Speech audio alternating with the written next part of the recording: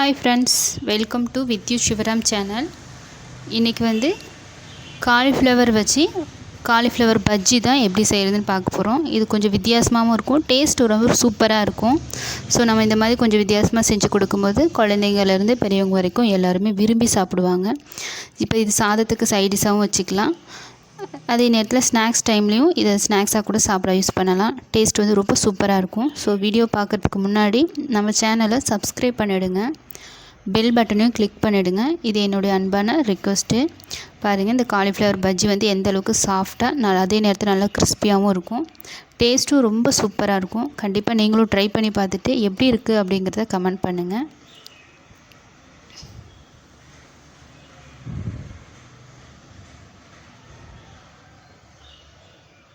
வாங்க எப்படி செய்கிறதுன்னு பார்க்கலாம். ஃபஸ்ட்டு ஒரு அடுப்பில் வந்து ஒரு லிட்டர் தண்ணி சேர்த்துட்டு அதில் ஒரு கைப்பிடி அளவு கல்லுப்பு, ஒரு 1/4 டீஸ்பூன் மஞ்சள்தூள் சேர்த்துட்டு அது ஒரு கொதி வரட்டும். அதுக்குள்ளே நம்ம காலிஃப்ளவரை வந்து க்ளீன் பண்ணி எடுத்துக்கலாம். காலிஃப்ளவரோட பீஸ் வந்து இந்த மாதிரி ஓரளவுக்கு பெருசாக இருக்கிற மாதிரி கட் பண்ணி எடுத்துக்கலாம். ரொம்ப சின்ன பீஸாக இருக்க வேண்டாம். இப்போ தண்ணி நல்லா கொதிச்சிருச்சு. இப்போ அந்த தண்ணியில் காலிஃப்ளவரை சேர்த்துட்டு ஒரு நிமிஷம் மட்டும் நல்லா கொதி வரட்டும். ரொம்ப நேரம் கொதிக்க விட வேண்டாம், ஒரு நிமிஷம் மட்டும் நல்லா கொதிக்கட்டும். அதுக்கப்புறமா நம்ம தண்ணியை வடிகட்டி காலிஃப்ளவரை மட்டும் தண்ணியிலேருந்து வடிகட்டி எடுத்து வச்சிடலாம்.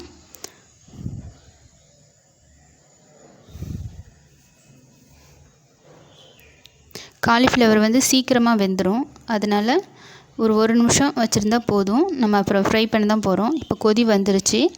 இப்போ ஒரு நிமிஷம் நல்லா கொதிச்சிருச்சு. இந்த டைமில் ஸ்டவ் ஆஃப் பண்ணிவிட்டு காலிஃப்ளவரை மட்டும் வடிகட்டி எடுத்து வச்சிடலாம். இப்போது அதுக்கு தேவையான மசாலா வந்து ரெடி பண்ணிடலாம். 1 கப் கடலை மாவு, 1/4 கப் அரிசி மாவு. நீங்கள் எந்த கப்பில் அளக்குறீங்களோ அதே கப்பில் அரிசி மாவையும் அளந்துக்கோங்க. 1 டீஸ்பூன் தனி மிளகாய்த்தூள், 1/4 டீஸ்பூன் மஞ்சள்தூள், 1/2 டீஸ்பூன் சிக்கன் மசாலா, தேவையான அளவு உப்பு, 1 டீஸ்பூன் இஞ்சி பூண்டு பேஸ்ட்டு, 2 டீஸ்பூன் எண்ணெய் வந்து சேர்த்துக்கலாம். எந்த எண்ணெய் வேணால் சேர்த்துக்கலாம். இப்போ இதை நல்லா கலந்து விட்டுடலாம். இப்போ நம்ம சேர்த்துருக்க பொருள் இந்த மாவில் எல்லா பகுதியிலையும் படுற அளவுக்கு நல்லா மிக்ஸ் பண்ணி எடுத்துக்கலாம்.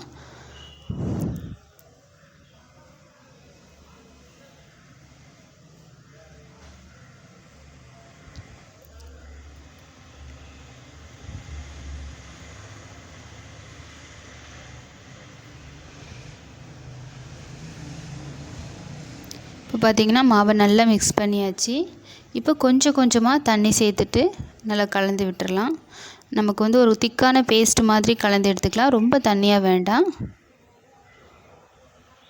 நீங்கள் கையில் கலக்கலாம், அப்படி இல்லைன்னா விஸ்க் வச்சுக்கிட்டு கூட நல்லா கட்டிகள் இல்லாமல் நல்லா கலந்து விட்டுடலாம்.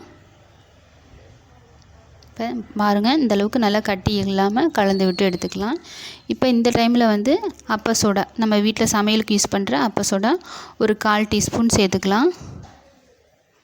நம்ம அப்ப சோடா மட்டும் கடைசியாக சேர்க்கணும், அப்படி இல்லைன்னா முன்னாடியே சேர்க்கும் போது பார்த்திங்கன்னா நமக்கு அதிகமாக எண்ணெய் குடிக்கும்.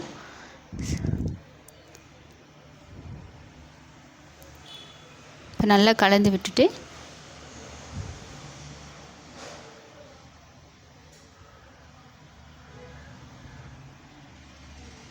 இப்போ நல்லா கலந்து விட்டாச்சு. இப்போ நம்ம தண்ணியில் க்ளீன் பண்ணி தண்ணியில் போட்டு எடுத்து வச்சுருக்க காலிஃப்ளவரை இப்போ நல்லா அந்த மசாலா வந்து காலிஃப்ளவரில் நல்லா கோட் ஆகிற மாதிரி நல்லா கலந்து விட்டுறலாம். பாருங்கள், இந்த மாதிரி நல்லா கலந்து விட்டுட்டு எண்ணெயில் போட்டுடலாம். இப்போ எல்லா காலிஃப்ளவரையும் இந்த மசாலாவோடு சேர்த்துட்டு நல்லா கலந்து விட்டுட்டு எண்ணெயில் போட்டு எடுத்துடலாம்.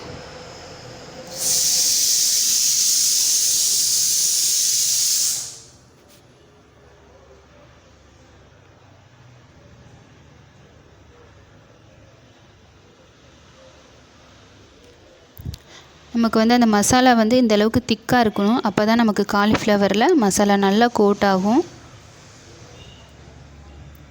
இப்போது எண்ணெயை நல்லா சூடுபடுத்திட்டு எண்ணெய் நல்லா காஞ்சதுக்கப்புறமா காலிஃப்ளவர் வந்து சேர்த்துடலாம்.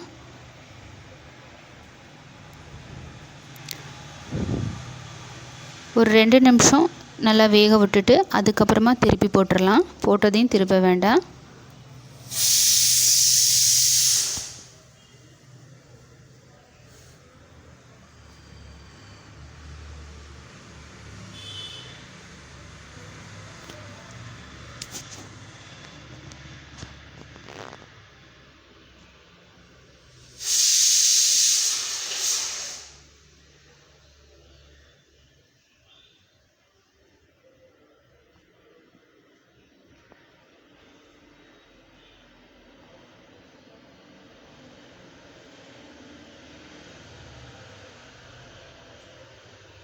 இப்போ 2 நிமிஷம் நல்லா வெந்துருச்சு.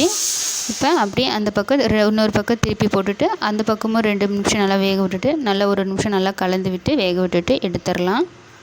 ரொம்ப நேரம் வேக வைக்க வேண்டாம். ஒரு 5 நிமிஷம் நல்லா கிறிஸ்பியாக நல்லா வெந்துடும். இப்போது நல்லா 2 பக்கமும் நல்லா திருப்பி போட்டு நல்லா கிறிஸ்பியாக வேக விட்டு எடுத்துடலாம்.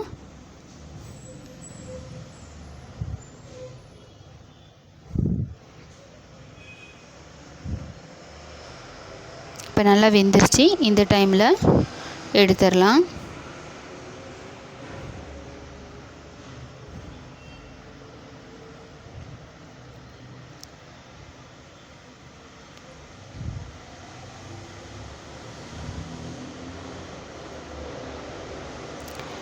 இப்போ மீதி இருக்க காலிஃப்ளவரையும் இதே மாதிரி போட்டு ஃப்ரை பண்ணி எடுத்துடலாம்.